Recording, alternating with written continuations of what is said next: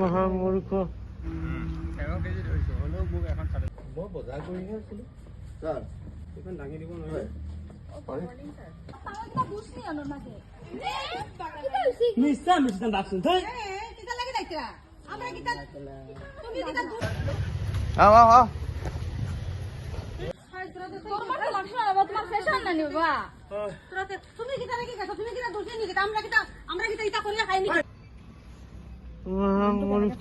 মহামূৰ্খ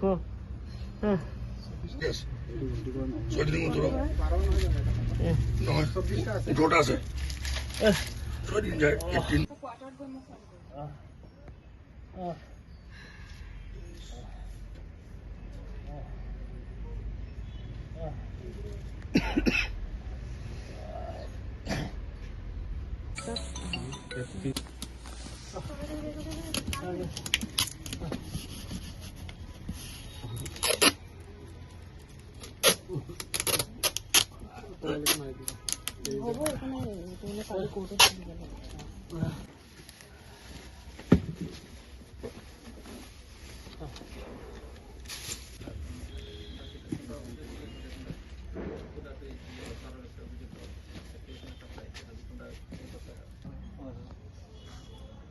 আমাৰ বকলীয়া থানাত ইনফৰমেশ্যন এটা আছিলে যে এজন মানুহে আৰু বকলীয়া অটো ষ্টেণ্ডৰ ওচৰত তেনেকৈ গাঞ্জা বিক্ৰী কৰে ৰাখে আৰু কিবা টেবলেটো ৰাখে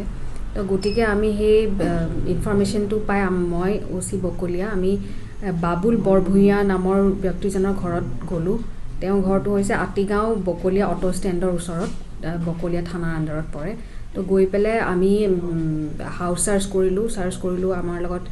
যিখিনি প্ৰচিডিয়াৰ আমি ফ'ল' কৰিব লাগে গোটেই প্ৰচিডিয়াৰখিনি ফ'ল' কৰি আমি চাৰ্চ কৰোঁতে সেই ঘৰৰ পৰাই আমি 1 kg 38 গ্ৰামছ গাঞ্জা আৰু 102 চেম্প্লেক্স টেবলেট ৰিকভাৰী কৰিব পাৰিলোঁ আৰু যিখিনি মানে NDPSৰ মতে আমি চিজাৰখিনি চব স্পটত কৰি আৰু মানুহজনক আটক কৰি বৰ্তমান বকলীয়া থানালৈ লৈ অনা হৈছে কিমান সময় ঘটনা হ'ব বাইদেউ এইটো আপোনাৰ আমি 10:30-11টাৰ পৰা ক'ব পাৰে 12টামান বজালৈকে বস্তুটো অপাৰেশ্যনটো চলিলে গোটেই প্ৰচিডিউৰখিনি শেষ কৰোঁতে 1-1.5 ঘণ্টামান লাগিছে বজাৰৰ মূল্যটো জানিব